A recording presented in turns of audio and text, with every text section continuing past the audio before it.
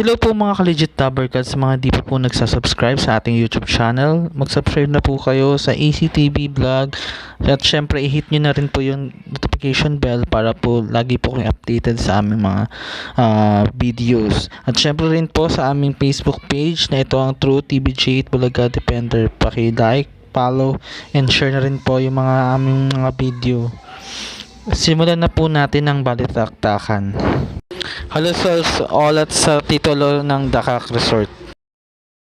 Unahin po natin ito. So sabi po dito, halusos olat sa titulo ng Dakak Resort. Pinag-utos din ng Court of Appeal na bakantihin ang lupain at ibalik ito sa may-ari na si Maria Consuelo Sagyun na nadiskubreng pineke ang pirma sa sinabing deeds of sale ng resort.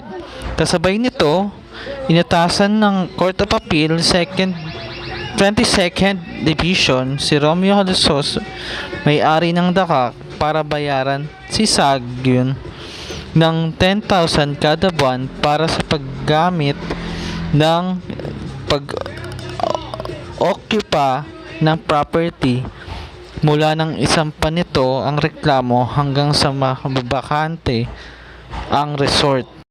100,000 sa attorney's fees at 50,000 sa exemplary damages. Iniutos din ng Court of Appeal na bayaran si Sagyun ng 100,000 bilang moral damages.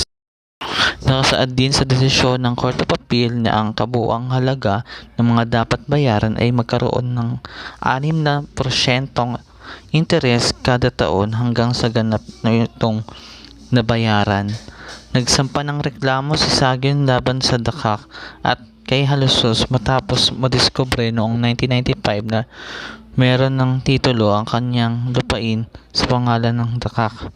Nabatid na babayaran sana ni Sagyun ang kanyang real property tax para sa 1,000 square meter property na pag-aari na niya mula pa noong 1981, pero nalaman na nakapangalan na ito sa Dakak.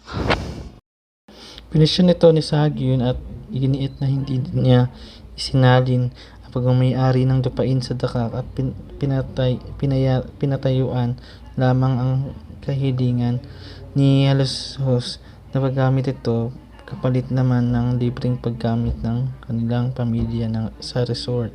Sa panig ng Dakak at si Halusos, iginiit ng mga ito na inilok ng ama ni Sagyun ang naturang lupain bilang kabayaran para sa share of stocks ng resort. Subalit itinanggi naman ng ama ni Sagyun na gumawa siya ng deed of sales at iginiit na peke ang pirma ng kanyang ama sa naturang dokumento.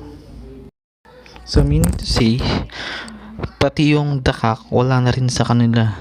Wala na nga sa kanila yung Itbulaga, pati pa naman Dakak, pati yung pagiging congressman ni John Halusos wala na rin. So talaga namang napaka digital na po talaga ng Karaman, no? So karamang-karaman na po talaga ito para sa kanila.